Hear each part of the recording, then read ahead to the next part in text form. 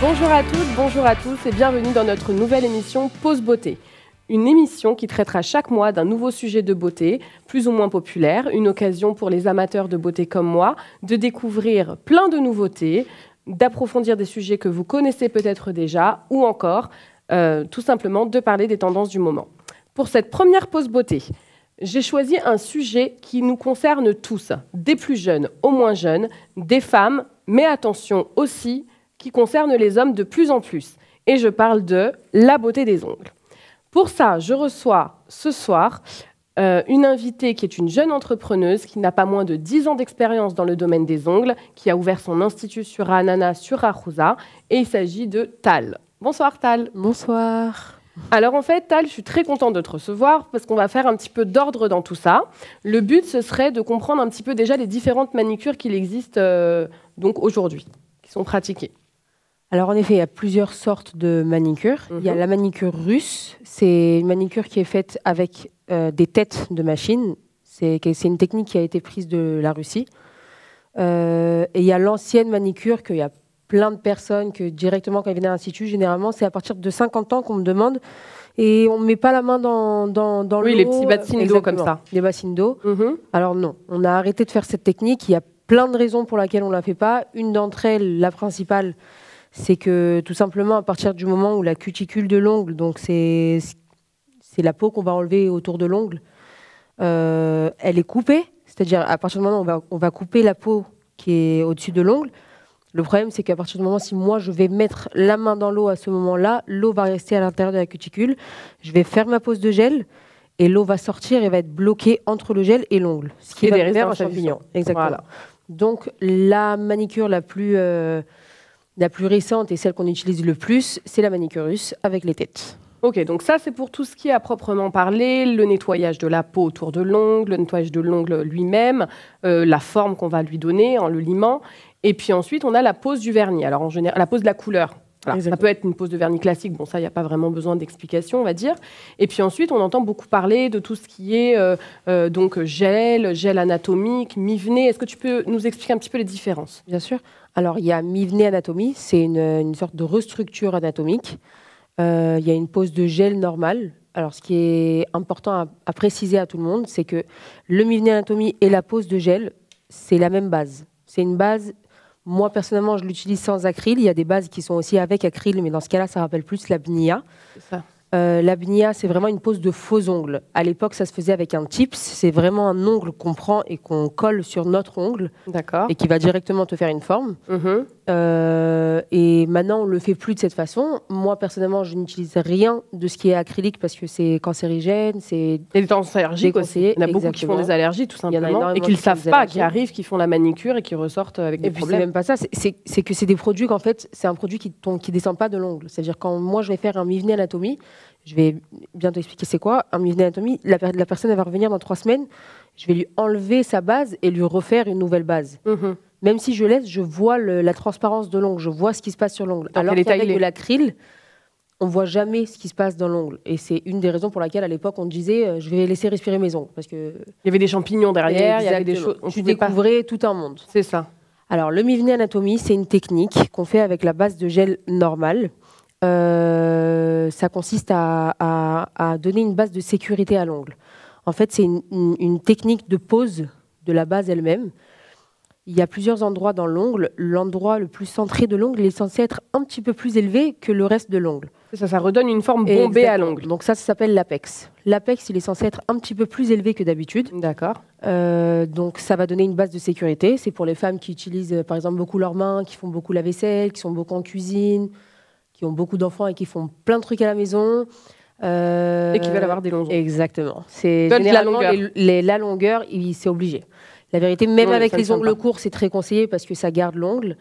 Mais c'est plus beau, c'est plus tendance, c'est ce qui peut nous laisser à faire les formes qui sont très trend aujourd'hui. Et moi, j'adore. Et donc, du coup, en fait, quelle est la plus, on va dire, la moins mauvaise pour l'ongle entre les deux manicures j'ai compris que donc Bnia, on oublie.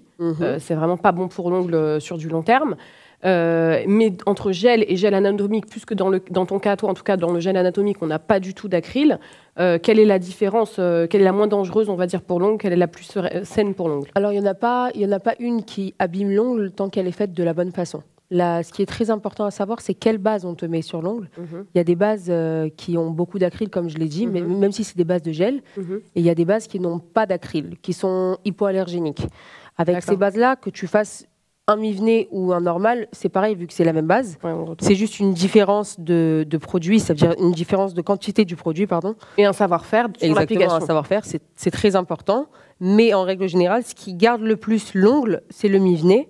Parce que la prochaine fois que vous allez venir pour l'enlever, on va essayer de garder une toute petite fine base pour ne pas arriver justement à limer l'ongle. Alors que si pas toucher à l'ongle lui-même. Exactement. D'accord. Et donc du coup, comment on sait vers qui se tourner? Parce que comme tu dis juste avant, le plus important c'est de bien la faire, peu importe laquelle, on va dire. Mais est-ce qu'il y a des recommandations que tu pourrais nous donner pour éviter d'aller chez n'importe qui? Aujourd'hui, on en a à tous les coins de rue, et pour ne pas abîmer ses ongles en faisant ça n'importe où. C'est très important parce qu'il y en a vraiment qui viennent à l'Institut et je les vois venir avec des ongles catastrophiques. Premièrement, si vous allez être modèle, des fois, il y a des gens qui font des formations et qui ont besoin de modèles gratuitement. Ok. Il faut savoir qu'il y a une prof qui reste avec vous H24. Comme dans toute formation, mais la plupart du temps, ça n'arrive pas en Israël. C'est des classes très nombreuses. Il faut que la personne ait vraiment fait une formation pour faire un mi-vené anatomie. Ce n'est pas tout le monde qui sait le faire. C'est-à-dire qu'il y a des formations qui font que les ongles sans le mi-vené. Il y a des formations. D'accord. Donc en fait, si on va chez quelqu'un qui est censé nous faire un mi-vené, il faut s'assurer qu'elle ait la formation mi-vené. Du mi-vené, exactement. Qu'elle sache le faire parce que sinon, ça peut paraître très moche, très pyramide, très épais. Mais au-delà du fait que ce soit moche, ça peut surtout, le coup d'après, limer un peu trop ou ce genre de choses. D'accord. Pareil pour les machines, j'imagine. Il y en a qui ont été formés à faire la manicure à l'ancienne où on n'avait pas les machines. Si elles n'ont pas fait un peu de renouveau dans leur diplôme. La stérilisation aussi dans les machines. Voilà, c'est ça. Si elles ne se sont pas renouvelées un peu et que c'est des anciennes esthéticiennes et qu'elles n'ont pas fait ce qu'on appelle des shtalmout pour voir les nouveautés un petit peu, et ben du coup, elles auront pas. C'est très important de savoir que ce soit quelqu'un qui fait ça en tant que métier et pas en tant que je veux me faire de l'argent, alors je prends quand il y en a quelques-unes. Faut que ce soit quelque chose qui est vraiment fixe, qu'elle aille faire des formations. Moi, personnellement, je fais des formations tous les 6 mois. Si moi, je continue à les faire, c'est parce qu'il y a vraiment à chaque fois des nouvelles méthodes, des nouvelles têtes. Continuer à se perfectionner. Exactement. C'est très important de savoir où on va faire.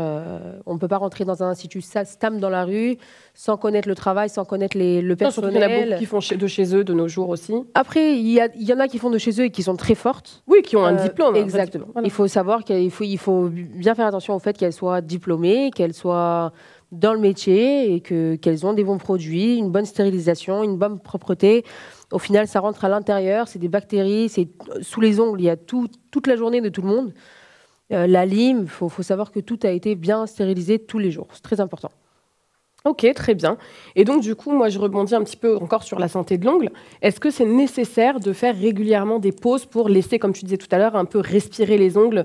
Je ne sais pas, au bout de 6 mois, on fait une petite pause, que l'ongle se refasse, et puis on reprend ensuite. Comment ça se passe? Alors, c'est bien que tu prennes ce sujet, parce que c'est la question qui revient tout le temps. Et les clientes, à chaque fois qu'elles voient qu'elles ont déjà fait 4-5 fois d'affilée, elles me disent « peut-être je fais une pause ». Alors, de la même façon qu'un mort n'a pas besoin de respirer, l'ongle n'a pas besoin de respirer. D'accord. Okay. Ça respire pas un ongle. Ça respire pas, il n'a pas besoin. Et puis au contraire, moi, à la limite, je conseillerais de faire vraiment pause sur pause. D'accord. Parce qu'à partir du moment où tu fais pause sur pause, comme j'ai dit tout à l'heure, je peux te laisser une toute petite base fine sur l'ongle pour ne pas arriver à la lime de l'ongle. Alors que si tu veux faire une pause, je vais devoir tout enlever et un peu limer l'ongle. Oui, c'est là où on va être obligé de toucher à l'ongle lui-même et un peu plus et de limer beaucoup plus pour de ne pas l'affiner, arriver à la racine. Exactement. Donc moi, toi, tu recommandes d'enchaîner. Je déconseille. Voilà, mais c'est génial en fait. Voilà, c'est top. C'est génial parce qu'on peut continuer sans culpabiliser. On peut avoir toute l'année des beaux ongles et on fait pas de pause. Bon, bah top. Et donc du coup, moi, la question que j'aurais envie de te poser, c'est qu'est-ce qui est un petit peu à la mode en ce moment au niveau des formes et des couleurs? Qu'est-ce que tu fais le plus en ce moment? Alors, forme, sur court, évidemment, ça reste le carré. Après, sur long, ce qui est vachement à la mode, c'est les amandes, comme les tiens d'ailleurs. Amandes, les couleurs de l'année, c'est le marron. Le marron, tout le monde le fait. Les couleurs chaudes. Exactement. Et aussi, tout tout ce qui est transparent rosé, les bases de French, qu'on fait les bases de French avec des petites décorations. Très naturel. Exactement, et un peu de nail art. Pas trop non plus, pour ne pas que ça fasse trop... Mais sur 1 ou 2 doigts, c'est vachement à la mode. Ouais. Voilà. Le bleu canard aussi, c'est très... Et par rapport aux formes, justement, est-ce qu'on doit faire attention à la forme de l'ongle par rapport à la morphologie d'une main ou une personne, par exemple la morphologie d'une personne ou ce qu'elle fait comme métier? Est-ce qu'il y a des recommandations que tu donnes, toi, par exemple, quand quelqu'un rentre chez toi? Oui, c'est sûr. Je ne peux pas faire un carré à quelqu'un qui va avoir un ongle trop large, trop épais. Il faut essayer de lui affiner un petit peu la main. Il faut essayer de la rallonger, de lui donner un effet plus féminin. Donc oui, par rapport à sa morphologie, à son travail, comme tu as dit, c'est très important. Ça veut dire si je sais qu'elle fait de la cuisine beaucoup, que je ne peux pas lui faire du carré avec un vrai carré avec les pointes. Si je lui arrondis un petit peu plus, ça tiendra pas. Un petit peu mieux. Exactement. Ouais. Donc tu vas t'adapter en fonction de la cliente. Il faut essayer d'apprendre la personne en face de toi pour savoir quoi lui faire et quoi lui proposer. Elle arrive avec ses revendications, mais on va dire que tu es là aussi pour conseiller. Voilà, elle viendra toujours avec son idée et moi je donnerai toujours mon point de vue du mien et après on fait ce qu'elle décide. Oui, c'est vrai, même les couleurs. Moi, on m'a toujours dit, par exemple, je sais qu'à chaque fois que j'ai envie de faire une belle French, on me dit toujours, attention que moi, en tant que maquilleuse, par exemple, la French, c'est quelque chose qui ne tient pas du tout, ça marque vachement avec le fond de teint. Donc quand je vais pour maquiller quelqu'un, au bout de 2 jours, ça dépend. Ah ouais. Ça dépend du top qu'on utilise. Il y a des tops qui ne se salissent pas et vraiment ça tombe. Bon à savoir. Je suis avec des couleurs toute la journée et je fais de la French et mon blanc reste blanc. Ça dépend vachement du top qu'on utilise. Mais oui, c'est vrai qu'à l'époque, on disait beaucoup, la French ça tient pas ou ne me fais pas du blanc, ça va salir. Non, ça se salit pas, ça s'abîme pas plus. Encore une fois, c'est une question de savoir-faire. Exactement. On peut tout faire, on peut tout se permettre. C'est des nouvelles méthodes, des nouveaux produits, c'est des choses que justement toutes les rumeurs qui ont été à l'époque, ils ont tout fait pour améliorer ça et ils ont réussi. Bon, c'est génial. Voilà. Et du coup, est-ce que la beauté des mains, c'est seulement réservé aux femmes? Alors, avant, oui. Je peux dire qu'avant, oui, mais maintenant, j'ai l'impression que ces dernières années, il y a beaucoup d'hommes qui font. Voilà, même mon mari, moi aussi, par exemple, il vient toutes les 3 semaines, il fait ses pieds, ses mains. Ça reste encore un peu tabou, mais moi, je vois de plus en plus d'hommes. C'est un kiff de voir un homme avec des doigts propres, sans peau, l'ongle bien limé. Après, il y en a même vraiment des trends, des trucs sur TikTok, des garçons, un petit peu chanteurs. À la mode. Par exemple, Mergui, Jonathan Mergui, il met du vernis noir. Oui, ça commence à venir un petit peu. C'est une tendance qui vient un petit peu des États-Unis, tout ça, on en voit un peu partout. Exactement. Donc, moi, je trouve ça bien, un homme qui vient et qui prend soin de soi. Lui. Exactement. De la même façon qu'il peut faire un soin de visage, il peut faire ses mains. Ouais, c'est ça. En fait, aujourd'hui, les ongles, c'est devenu un accessoire de mode, quoi. Non, et puis c'est surtout un accessoire de mode aussi. Et on peut jouer avec, mettre un petit peu de tout. Et aujourd'hui, même les garçons, ils ont envie de l'utiliser comme un accessoire de mode et qui n'est pas réservé qu'aux femmes, quoi. Donc, et ils se demandent aussi pourquoi il y aurait que la femme qui dépenserait tout le temps. On est un petit peu dans ce monde aussi où tout se met à changer par rapport à ça. Et donc, ils ont envie d'en profiter aussi. Ils nous envient un petit peu là-dessus. Alors, il faut compter combien pour une manicure? Je sais qu'il y a une différence entre manicure gel et manicure anatomie. Je sais que ça va varier en fonction de l'expérience sûrement de la personne, mais il faut compter une moyenne de combien pour avoir une manicure bien faite? Alors, ça va dépendre de beaucoup de choses. Par exemple, il y a des filles qui reçoivent à domicile qui peuvent se permettre de faire un petit peu moins cher. En institut, c'est un peu plus compliqué, surtout quand tu as du personnel... et que tu as besoin de former le personnel et que tu utilises des bons produits. Ça dépend aussi des produits, où tu les commandes. Mais ça peut varier aussi de l'endroit, de la région dans laquelle tu habites. Exact, oui. Ça va aussi avec la même chose. Le loyer de la personne va être plus cher, les charges vont être plus chères, donc elle va impacter forcément sur son tarif et la concurrence qui se trouve autour, quoi. Je sais qu'à Ranana, par exemple, où nous on est, c'est entre... il peut y avoir du 100 shekels et il peut y avoir du 200 shekels. Ah oui, quand même. Il y a quand même une grosse différence. Pour un même soin. Là, tu parles pour le Mivneh Anatomie, là? Du Mivneh Anatomie. D'accord. Il peut y avoir... il y a même des gens qui ne prennent pas de différence avec le Mivneh Anatomie. Mais par exemple, à Tel Aviv, tu peux trouver du 280 facile. Hein. C'est vraiment... ça va dépendre de la personne. Et le temps aussi. Il y a des filles qui mettent 45 minutes, 1 heure. Et il y a des filles qui prennent 2h30, 3h. Hein. Pour faire une manicure anatomie? Ouais. Ah oui, d'accord. Et si tu fais du nail art, tu rajoutes, il y en a qui te prennent pour chaque doigt 15 shekels. Pour chaque petite modif, on rajoute en plus. Tu veux faire un petit point, il y a 15 shekels de plus. Ouais. Bon, ça va dépendre, je pense, aussi surtout de l'endroit, quoi. Exactement. D'accord. Alors, donc, du coup, moi, je me suis rendu compte aussi que c'est souvent un métier qu'on recommande beaucoup aux jeunes qui ne savent pas trop quoi faire. On leur dit, va apprendre les ongles, c'est un métier qui cartonne, il y en a partout. C'est vrai aussi que, en période de fête, Il y a enfin, j'ai envie de te dire, pas qu'en période de fête, en été et en période de fête juive, tous les instituts sont blindés, il n'y a plus de place nulle part. On a l'impression que pour avoir un métier qui marche, il faut aller dans l'esthétique, il faut faire les ongles. Est-ce que c'est un métier que tu recommandes? Est-ce que c'est qu'une impression vue de l'extérieur? Qu'est-ce que tu dirais là-dessus? C'est un très bon point. Je suis d'accord et pas d'accord avec plusieurs choses qu'on dit à ce sujet. En effet, c'est un métier qui peut cartonner, mais ça dépend de combien toi, tu es à 100%. Si tu fais ça pour te faire de l'argent et que tu n'aimes pas ça, mais tu te dis, vas-y, je vais me faire ça pour avoir une cliente là, voir une cliente là, et dans la journée, je vais faire autant d'argent. Non, parce qu'ils oublient souvent qu'il y a tous les produits à acheter, il y a tous les ustensiles à acheter, il y a tous les appareils de stérilisation à acheter, il y a des vernis à racheter tout le temps, des couleurs, des tendances. Oui, c'est ça. Plus tu as des vernis, plus tu as du stock, plus la cliente est satisfaite d'avoir du choix, mais ça demande un investissement de départ qui est beaucoup plus important, quoi. L'investissement du départ, il est très cher. Mais oui, je le recommande. On va commencer par ça. Je le recommande à celles qui aiment le métier. Au final, peu importe combien il y a dans ce métier, la Parnassa, dans ce métier spécifique et dans beaucoup d'autres, si tu es bonne dans ce que tu fais, ça ira. Mais si tu peux être bonne dans ce que tu fais uniquement si tu aimes ce que tu fais. Moi, je sais que je me réveille pour aller au travail et je suis vraiment contente d'aller au travail. Il n'y a pas un jour où j'étais dégoûtée. Et j'en connais qui disent « Ah, ça me saoule, là, je ne souhaite pas ça à mes enfants. Je ne souhaite pas à mes enfants d'être dans... » ta fille, elle n'aimera pas forcément de faire les ongles. Moi, j'espère que ma fille aimera faire ça parce que c'est vraiment un métier où tu connais des gens, tu kiffes, il y a le contact. Exactement. Tu entends la vie des gens. C'est toujours en action. Toujours en action. Ouais, tu t'ennuies jamais. Voilà. On a l'impression que c'est rébarbatif, qu'on s'assoit pendant des heures et qu'on fait les ongles à la chaîne l'une derrière l'autre, mais en fait chacune est différente. Elle a un choix différent. Même être à domicile, c'est pas comme être à domicile avec un ordinateur. Je suis avec des gens toute la journée. C'est ça. J'ai du contact toute la journée. Vraiment, nous, dans nos formations qu'on fait à l'Institut, la première question que je demande, c'est tu veux faire ça pourquoi? En attendant tes cours, tu veux faire ça pour la vie? Si tu veux faire ça pour la vie, j'ai inscrit. Sinon, vraiment, je leur explique. Et je leur fais comprendre. C'est pas quelque chose qu'on fait comme ça. C'est pas en attendant. Il faut s'investir dedans. Oui, parce qu'encore une fois, voilà, il y a des formations à apprendre tout le temps. Si tu veux être bonne dans ce que tu fais, il faut le faire. Oui, il faut toujours se compléter pour être à la pointe. Moi, je voyageais beaucoup avant le corona. Je voyageais beaucoup pour aller faire des formations ailleurs. Ah oui. J'apprenais vraiment des méthodes de partout. Le Mujné Anatomie, je le faisais encore quand les gens ils me disaient, t'es sûr, ça va pas me brûler l'ongle. Aujourd'hui, c'est devenu basique. Tout le monde le fait. Il faut toujours se perfectionniser.